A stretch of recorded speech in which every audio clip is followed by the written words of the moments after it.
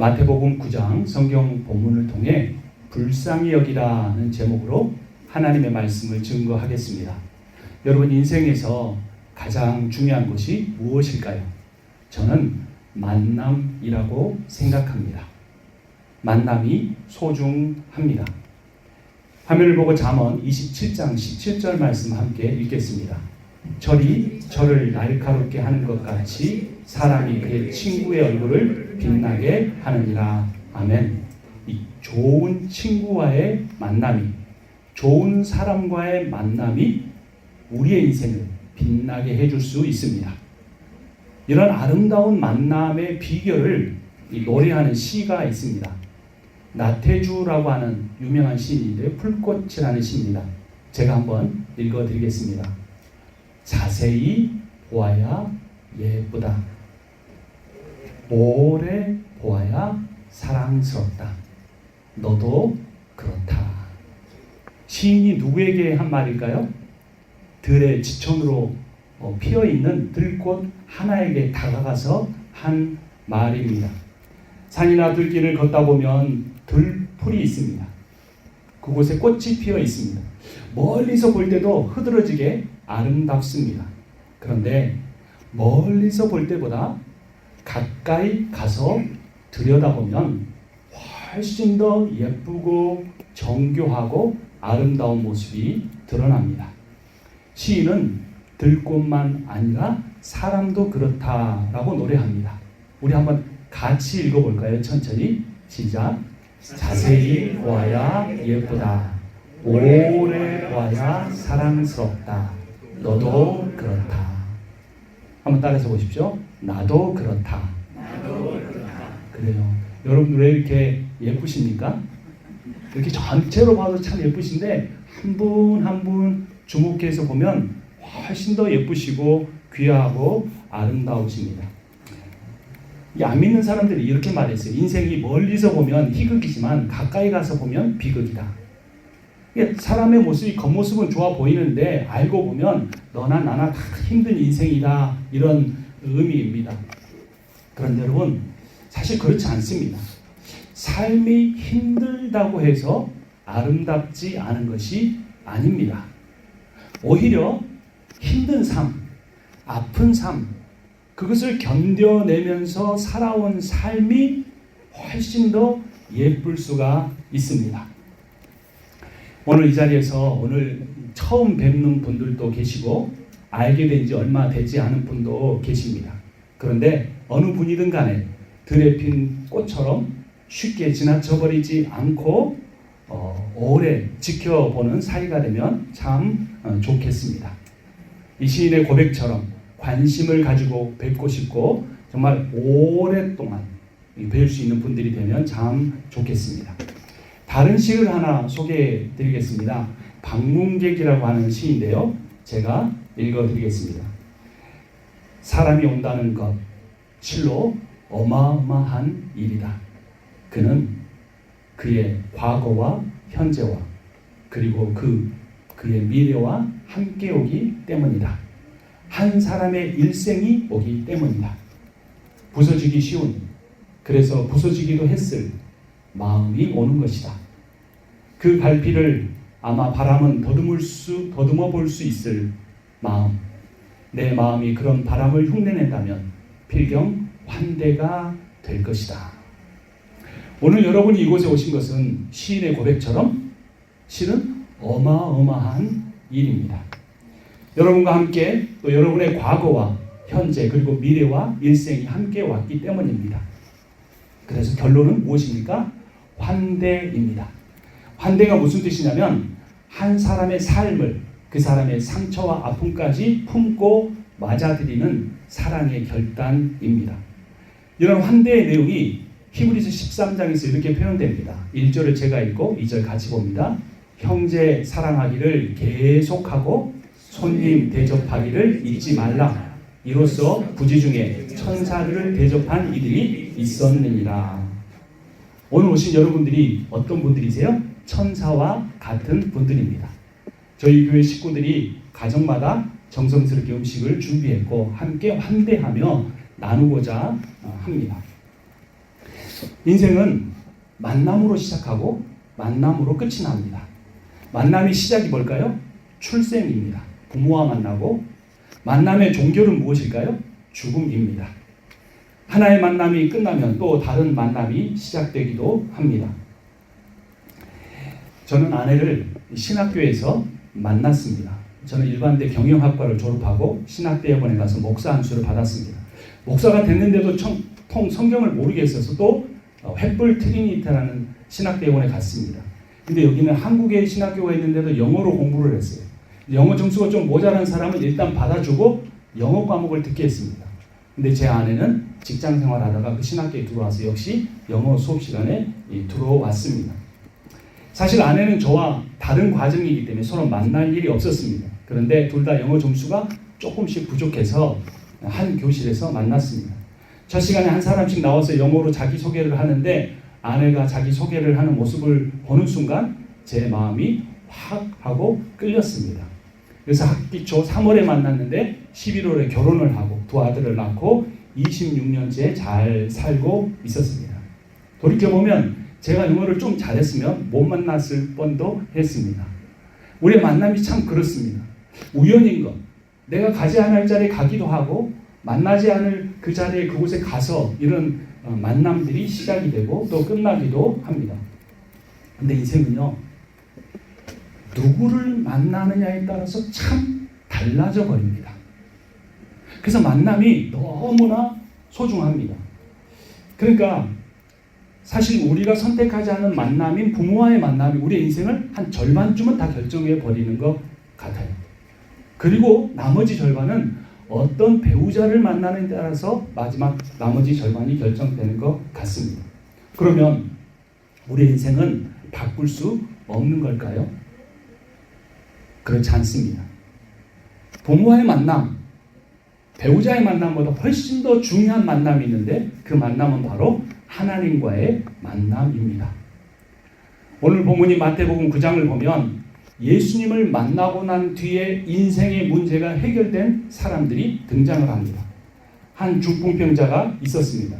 그는 그를 사랑하는 친구들의 믿음에 의해서 구원을 받습니다. 마태복음 9장 2절 우리 함께 읽겠습니다. 침상에 누운 중풍병자를 사람들이 데리고 오거늘 예수께서 그들의 믿음을 보시고 중풍병자에게 이르시되 작은 자야 안심하라 내 죄사함을 받았느니라. 그가 일어나 집으로 돌아가거늘. 이 중풍병자는 자기 의지에 의해서가 아니라 자기 친구들에 의해서 예수님을 만나게 되었습니다. 오늘 오신 분들 중에 친구분의 권유에 의해서 오신 분도 있을 겁니다. 꼭 예배가 아니라 이 말씀을 듣는 것이 아니라 다른 이유 때문에 오셨을 수도 있습니다. 하지만 중풍병자가 자기 의지와 상관없이 왔다고 할지라도 그의 인생의 문제가 해결된 것처럼 여러분들이 오늘 말씀을 통하여 예배를 통하여 여러분의 인생이 바뀔 것을 믿으시기 바랍니다. 중풍병자의 친구들처럼 사실은 여러분들을 위해서 기도하는 사람들이 참 많습니다. 어렸을 때 부모님의 기도, 성장했을 때 친구들의 기도, 지금 여러분을 아는 먼저 그리스도인 된 사람들의 기도를 통해 여러분의 인생이 새로운 만남을 갖게 되고 반드시 변화될 것입니다. 12해나 혈루증을 앓는 여인이 있었습니다. 그 여인도 주님을 만나고 그녀의 질병이 깨끗해집니다. 20절 제가 읽고 이후에 9절을 같이 읽습니다. 여자가 예수의 뒤로 와서 그 겉옷가를 만지니 이는 제 마음에 그 겉옷만 만져도 구원을 받겠다 함이라. 예수께서 이르시되 딸아 안심하라 내 믿음이 너를 구원하였다 하시니 여자가 그 즉시 구원을 받으니라. 아멘. 혈루증을 앓던 여인이 대단한 종교적 행위를 하지 않았습니다. 값비싼 제물을 바치지 않았습니다. 40일 금식 기도회를 한 것도 아닙니다. 단지 예수님의 옷자락만 만졌습니다. 내 인생이 모든 것이 12년의 질병을 통해 다 잃어버린 내 인생이 예수님의 옷자락만 만지면 바뀌어질 수 있다는 그 믿음에 의해서 그 만남에 의해서 변화되었습니다. 오늘 이 예배당에 오신 그 믿음 하나만으로 여러분들의 삶에 가지고 있는 문제를 하나님 앞에 맡기고 믿으면 반드시 주님이 해결해 주실 것입니다. 그런데 이 마태복음 9장에는 이 두 사람만 아니라 여러 사람이 등장합니다. 그리고 이 사람들이 질병이 치유되거나 문제가 해결되는 그 과정을 보면 하나의 패턴이 나옵니다. 한번 따라서 해봅니다. 장로님이 기도할 때도 말씀하셨고 목사님이 주보를 할 때도 말씀하셨어요. 한번 따라서 합니다. 회개의 영이 나에게, 회개의 영이 나에게, 성령의 불이 이곳에, 하나님의 은혜가 이 땅에, 하나님의 은혜가 이 땅에. 아멘. 이 세 과정이 우리의 질병을 치유하고 문제를 해결하고 우리를 구원에 이르게 합니다. 제일 먼저 회개의 영이 누구에게요? 회개의 영이 임상원 목사에게입니까? 회개의 영이 어떤 특별한 장로님에게입니까? 아니에요. 회개의 영이 나에게 임해야 합니다. 27절 말씀 같이 읽겠습니다. 예수께서 거기에서 떠나가실새 두 맹인이 따라오며 소리 질러 이르되 다윗의 자손이여 우리를 불쌍히 여기소서 하더니 28절 읽습니다. 예수께서 집에 들어가시매 맹인들이 그에게 나오거늘 예수께서 이르시되 내가 능히 이 일을 할 줄을 믿느냐 대답하되 주여 그러하오이다 하니. 두 맹인은 당시에 사회적으로나 경제적으로나 종교적으로나 가장 취약한 계층이었습니다. 그런데 그런 그들이 예수님을 따라오면서 어떻게 합니까? 소리를 질렀습니다. 이 맹인들이 따라오면서 소리 지른 이 행위는 굉장히 위험한 일이었습니다. 앞이 보이지 않으니 군중에 의해서 넘어지거나 다칠 위험이 있었습니다. 구걸에 의해서 생계를 유지하는 상황 가운데 예수님께 접근해서 시끄럽게 하는 행동은 사람들의 눈총을 받거나 불이익을 감수해야 했습니다. 더군다나 예수를 향해 그분을 어떻게 부르고 있습니까?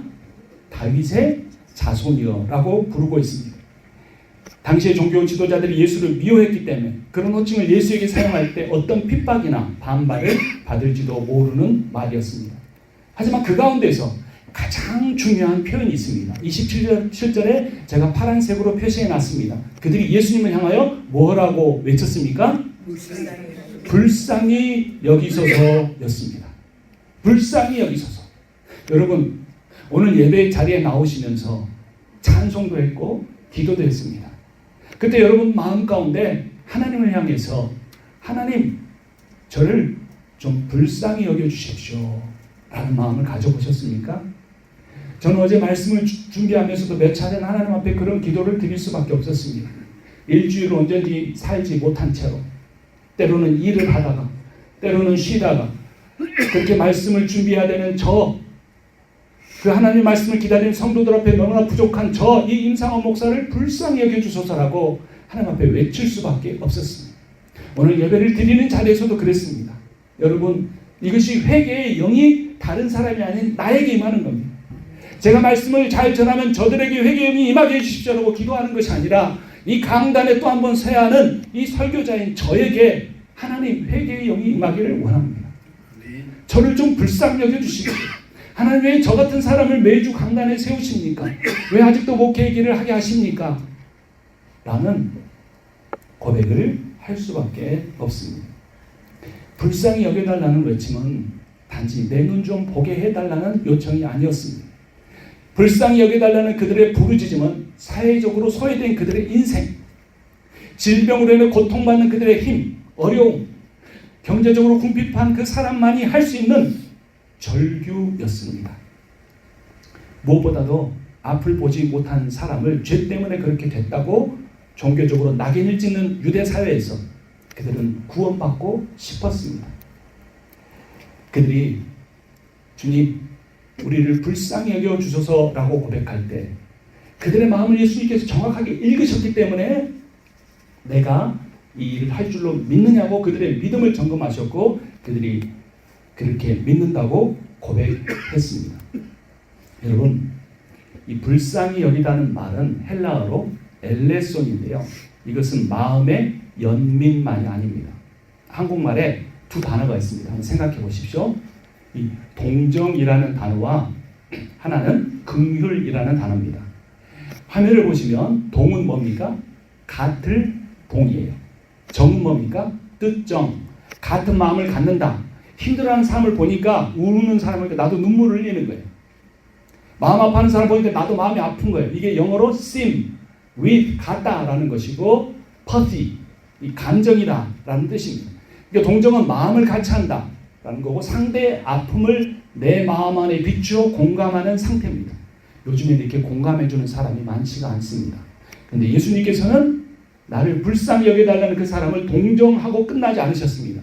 예수님께서 하신 것은 뭐냐면 그들을 불쌍히 여기셨습니다. 긍휼이라는 단어입니다.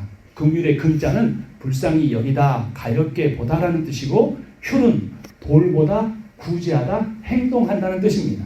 그래서 긍휼은 불쌍히 여겨서 실제로 그 사람을 돌보고 그 사람의 문제를 해결해주는 행동입니다. 이거는 영어로 compassion입니다. come은 with, 함께라는 뜻이고 passion은 순한 고난입니다.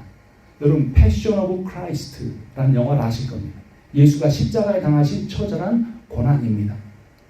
예수님 십자가에서만 그 고난을 당하고 끝나는 것이 아니라 여러분의 삶에서 여러분들이 겪는 아픔, 후회, 고민, 상처 그 모든 여러분의 고난에 함께 하시고 그것을 해결해 주십니다.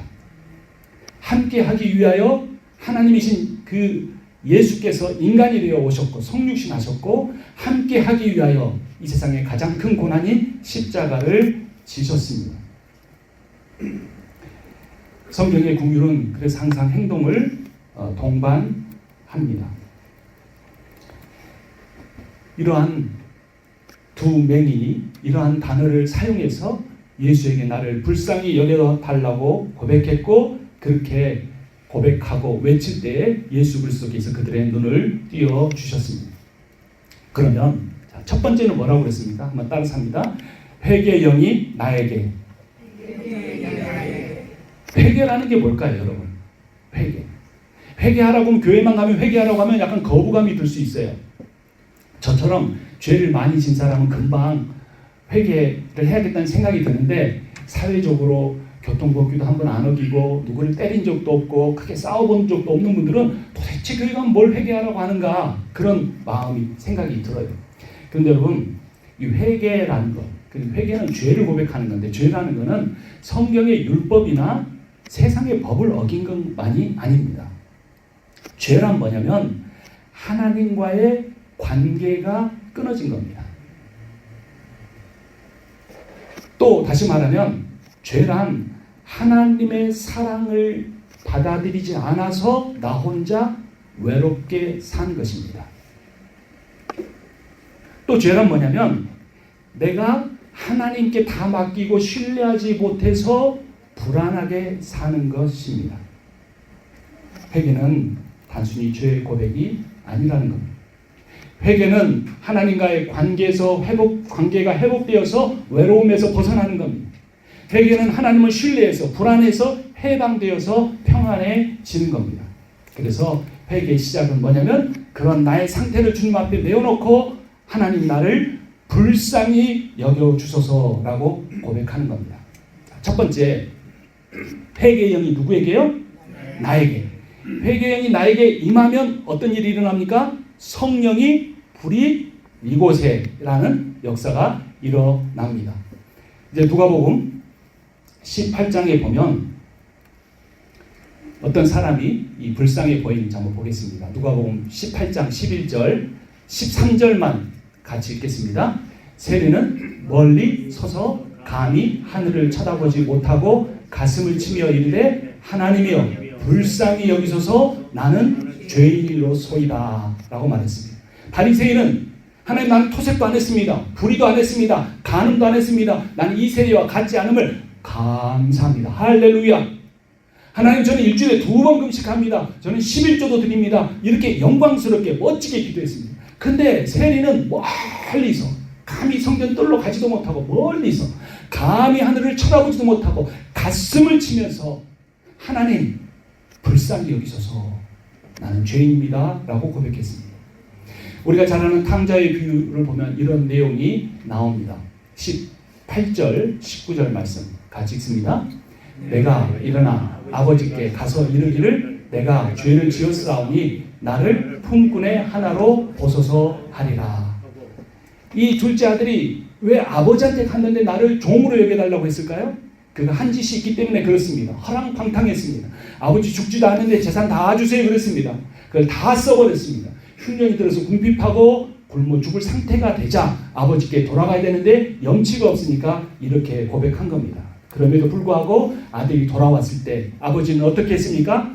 그에게 제일 좋은 옷을 주고 가락지를 끼워 주었습니다. 둘째 아들은 단지 배고픔을 면하기 위해서만 아버지 집으로 돌아온 것이 아닙니다. 그에게 따뜻한 가정이 필요했기 때문입니다. 자신이 배신하고 불효한 아버지와 자신은 여전히 시기하고 질투하는 형이 있는 집으로 돌아왔습니다. 회개란 아버지께 돌아오는 것이고 아버지 집으로 돌아오는 것이고 아무리 작고 초라해 보이는 공동체라도 거기에 속해서 함께 살아가는 그것이 진정한 회개입니다. 교회는 나와 맞지 않은 사람이 있을 수도 있습니다. 하지만 혼자 외롭게 신앙생활을 하는 것보다 함께 애환을, 사랑과 어려움을 나누며 사는 것이 훨씬 더 좋습니다. 그렇게 회개의 영을 가지고 돌아오는 사람에게 성령의 불이 임합니다. 자, 첫 번째 그것부터 한번 다시 읽어봅니다. 시작. 회개의 영이 나에게 와야 합니다. 그러면 회개의 영으로 말미암아 두 번째 읽습니다. 성령의 불이 이곳에, 우리가 돌아온 그 둘째 아들이 돌아온 그 아버지의 집, 여러분들이 예배드리고 있는 이 자리에 성령의 불이 이곳에 임하게 될 것입니다. 불이 임하면 어떤 일이 일어날까? 29절 말씀 우리 같이 읽겠습니다. 이에 예수께서 그들의 눈을 만지시며 이르시되 너희 믿음대로 되라 하시니. 여러분, 말로만 눈 떠라 이게 더 멋있을까요? 막 눈을 어려만지고 막 이렇게 해가지고 눈 뜨는 게 더 멋있을까요? 말로만 하는 게 훨씬 더 멋있을 것 같아요. 제 생각에는 그렇습니다. 그런데 예수님은 굳이 어떻게 하십니까? 그 거룩한 손, 하나님의 손을 맹인의 눈에 대십니다. 눈은 그 맹인들의 고통의 근원이었습니다. 차라리 없었으면 좋았으리라고 생각할 수 있는 그 눈에 하나님의 손이 임재했습니다. 당시 맹인은 죄로 인해 앞을 보지 못하는 사람이라는 오해와 비난을 받았습니다. 그런데 예수님은 그 죄의 상징, 무능의 상징, 앞을 보지 못하는 그 눈, 그 사람의 인생의 평생 짐만 되고 괴로움이 됐던 그 눈의 자리에 그 거룩한 손을 대셨습니다. 여러분, 하나님이 임재하시면 어떤 자리에 임재하실까요? 우리 공동체 가운데 임하신다면 가장 아픈 사람, 가장 신음하는 사람, 가장 몸부림치는 사람 가운데 주님이 반드시 임재하실 겁니다. 우리가 예배 드리러 나간다면 하나님 앞에 자랑스러운 모습을 보일 것 같아요. 음식을 만들었다면 주님 제 손 좀 보세요. 내가 이 교회에서 막 뛰어졌다면 제 발 좀 보세요. 손이나 발을 드러내고 싶을 것 같아요. 근데 주님은 손이나 발이 아니라 내가 누군가를 정죄하는 말을 했다면 나를 불쌍히 여겨달라고, 내 입을 불쌍히 여겨달라는 그 입에 하나님의 은혜가 임할 줄을 믿습니다. 주님은 가장 약한 사람에게 임재하시고, 주님 우리에게 임하실 때 우리의 가장 약한 부분, 수치스러운 부분, 부끄러운 부분, 떼어내어버리고 싶은 그 부분에 주님은 임재하십니다. 오늘 이 예배를 통해 여러분 회개의 영이 나에게 임하고 성령의 불이 이곳에 임할 때 우리가 가장 수치스럽게 여기는 그 부분을 통하여 하나님께 영광이 될 것을 믿습니다. 사람들은 우리가 자랑스러운 은사를 하나님이 가장 기뻐하실 거라고 생각합니다. 근데 하나님은 내가 가장 숨기고 싶은 그 부분을, 그 연약한 부분을 드러내 주기를 원하십니다. 그 두 맹인이 꼭 소리 질러야만 예수님이 아셨을까요? 아니, 예수님은 이미 그 두 사람의 문제를 아시고 그들이 있는 곳으로 가셨습니다. 하지만 그들이 부르짖을 때까지 앞을 보지 못해서 군중들이 휩싸여 넘어지고 무릎이 까지고 팔뚝이 끊어진 듯한 아픔 속에 사람들의 눈총을 부끄러워하는 그 가운데 나오게 하셨고, 그 가운데 그들의 눈을 만져주셨습니다. 예수님은 그 맹인의 눈을 의학적으로 고치는 일에만 관심을 갖지 않으셨습니다. 예수님은 맹인의 인생의 아픔과 슬픔에 관심을 갖고 계셨습니다. 예수님이 맹인에게 다가가서 이 나태주 시인의 시를 읽으셨다 생각하면 여러분 어떤 느낌일까요? 그 맹인에게 가서 그 눈에 손을 대고 말씀하십니다. 자세히 보아야 예쁘다. 오래 보아야 사랑스럽다. 너도 그렇다. 맹인이 눈만 떴다고 인생이 행복해졌을까요? 그렇지 않았을 겁니다.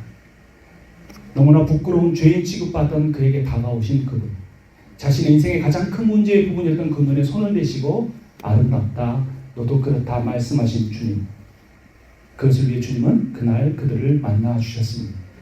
왜 주님은 그냥 말씀으로만 치유하지 않으셨을까요? 왜 예수님은 그냥 손을 잡고 치유하지 않으셨을까요? 예수님은 왜 그냥 그의 가장 아픈 부분인 눈을 만지면서 치유하셨을까요? 주님은 그의 수치와 무능함과 부끄러움의 자리에 성령의 불이 임하기를 원하셨습니다. 만약 제가 그럴 일 없지만 완전한 사람이라면 하나님 앞에 기도할까요? 제가 돈이 많고 사람들이 다 울어볼 만한 인격과 학벌을 갖고 있으면 성령의 불이 내게 임하게 해달라고 고백할까요?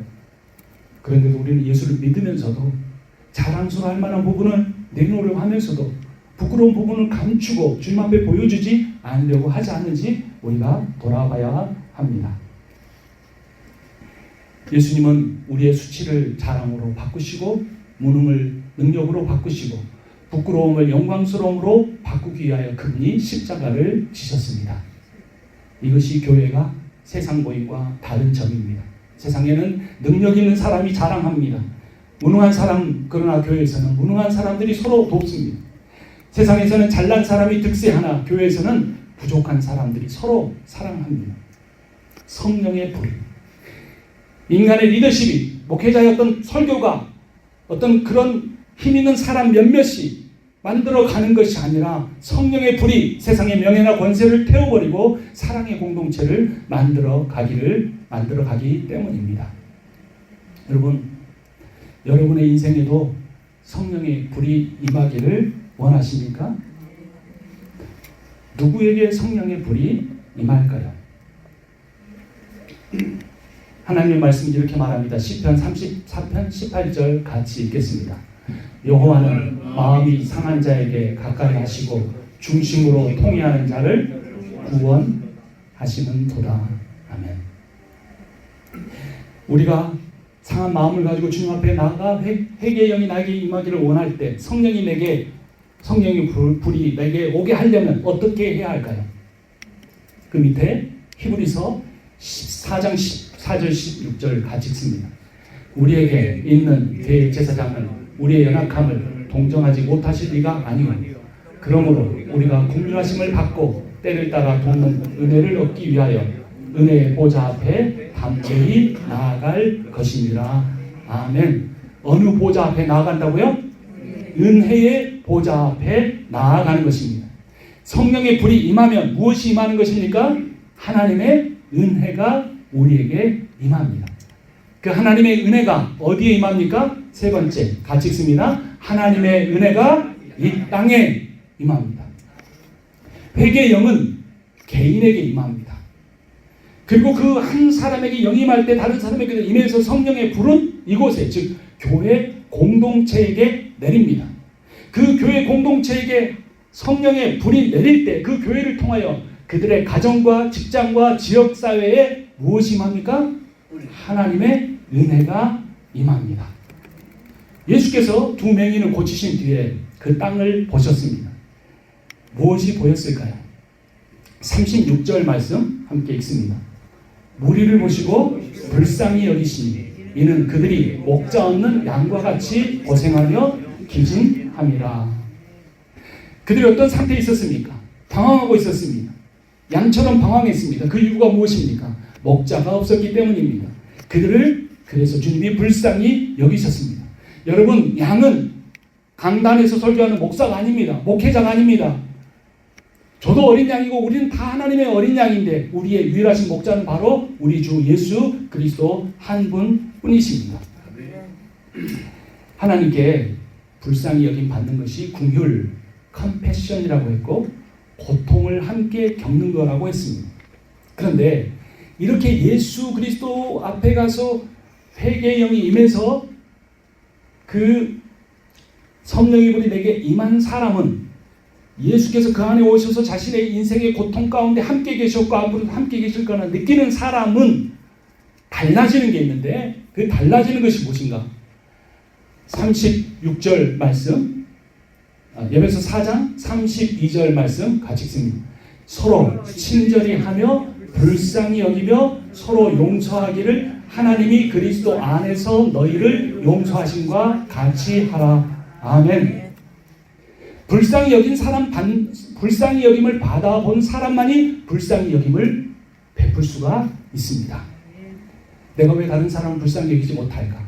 아까 목사님 좋은 책 쓰시고 나눠주셨는데 왜 수근수근할까? 그거 여러분 아무리 인간적인 힘으로 노력하려도 없어지지 않아요. 어떻게 할 때만 그렇습니까? 하나님이 내가 어떤 죄를 짓고 어떤 악한 사람이어도 아무리 내 안에 다른 사람 앞에 드러내기 힘든 수치스러운 부분을 갖고 있다고 할지라도 하나님이 십자가에 못 박히신 예수께서 나를 불쌍히 여겨주실 것을, 컴패션, 나의 인생의 고통에 함께 그 고통을 감당하고 계신 것을 경험할 때만이 우리가 다른 사람을 불쌍히 여길 수가 있습니다. 여러분, 불쌍히 여긴다는 말, 오늘 여기라는 말 오늘 설교의 제목입니다. 이 대부분 사람들은 나에게 불쌍히 여기는 마음이 있다라고 생각합니다. 긍휼한 마음이 있다고 생각합니다. 그 이유가 뭐냐면 긍휼의 반대를 미움이라고 오해하기 때문입니다. 나는 그렇게까지 사람을 미워하지는 않아 라고 생각하는 겁니다. 근데 긍휼의 반대는 미움이 아닙니다. 긍휼의 반대는 무관심입니다. 옆에 내가 아는 사람이 울고 있는데 관심이 가지 않는 거예요. 나는 기도해야 돼. 성경 읽어야 돼. 길을 가는 홈리스가 거의 다 벌거벗고 마약에 취해 있는데도 그 사람이 한 번도 진심으로 마음 아파하며 기도하지 않는 겁니다. 관심이 안 드는 겁니다. 무관심이 지나면 냉담이 됩니다. 그런 무관심 속에서 천사의 말로 설교할 수 있습니다. 그렇게 정말 이 땅에 가난한 사람, 병든 사람, 고통받는 사람, 전쟁으로 죽어가는 임산부 어린아이들을 보면서도 냉담하면서 교회의 부흥을 이뤄낼 수 있습니다. 목회자로서 영광도 다 가질 수 있습니다. 사람들에게 칭찬도 받을 수 있습니다. 그러나 주님이 우리에게 원하시는 것은 에베소서 4장 32절 말씀이 분명히 말하고 있습니다. 우리가 서로 어떻게 하기를 원하십니까? 친절히 하기를 원하십니다. 우리가 서로를 어떻게 여기를 원하십니까? 불쌍히 여기는 겁니다. 이것은 동정이 아니라고 했습니다. 같은 마음을 품는 것만 아니라 긍휼이라고 했습니다. 내가 무언가를 행동하는 겁니다. 한번 손을 잡아주든지 기도해 주든지 먹을 것을 나누든지 집에 한번 데리고 온다든지 이런 행동을 하는 것입니다. 불쌍히 여긴다는 말의 반대말은 꽉 쥔 주먹으로 때린다는 의미가 아닙니다. 불쌍히 여긴다는 말의 반대말은 호주머니에 손을 집어넣고 어깨를 으쓱하고 몸을 돌려버리는 겁니다. 그 자리를 떠나면서 이건 내 문제가 아니야. 내가 다 해결할 수 없어. 혼잣말을 하는 것이 불쌍히 여긴다는 행동의 정반대인 것입니다. 여러분, 작은 사랑으로 큰 일을 하기보다 작은 일을 커다란 사랑으로 해야 합니다. 누가 천국에 들어갈까요? 작은 사랑으로 큰 일을 하는 사람이 아니라 작은 일을 커다란 사랑으로 하는 사람이 천국에 들어갑니다. 예수님은 혼자 그 일을 감당할 수 없었습니다. 그래서 말씀하십니다.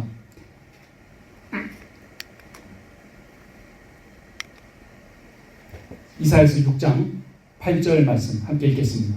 내가 누구를 보내며 우리를 위하여 누가 갈고 그때 내가 이르되 내가 여기 있나이다 나를 보내소서 하였더니. 요한복음 20장 21절입니다.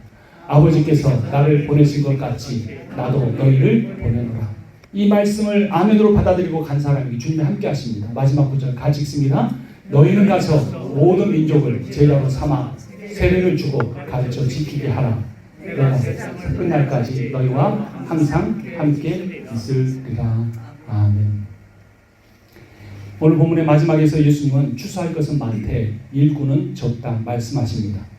그리고 추수하는 주인에게 청하여 추수할 일꾼들을 보내어 주소서라고 말하고 있습니다. 여러분, 오늘 이 자리에 하나님께서 여러분들을 부르신 이유는 추수할 일꾼이 부족해서입니다. 추수할 일꾼은 대단한 은사를 갖거나 많은 재물을 갖거나 뛰어난 능력을 가진 사람이 아닙니다. 추수할 일꾼은 두 맹인처럼 가진 것은 보이지 않는 두 눈밖에 없기 때문에 하나님 나를 제발 불쌍히 여겨달라고 회개의 영을 간절히 구하는 사람입니다. 하나님이 쓰시는 추수한 일꾼은 그 회개의 영으로 갈 때 하나님의 영의 불이 임하는 사람입니다. 그런 사람이 공동체 가운데 한두 사람 늘어날 때 하나님의 은혜가 이 땅에 임할 줄로 믿습니다. 그런 하나님의 은혜를 받아 누릴 뿐만 아니라 전하시는 추수할 일꾼 되시는 주변에 있는 사람들 불쌍히 여기며 살아가는 여러분과 제가 되기를 주님의 이름으로 축원합니다. 기도하겠습니다.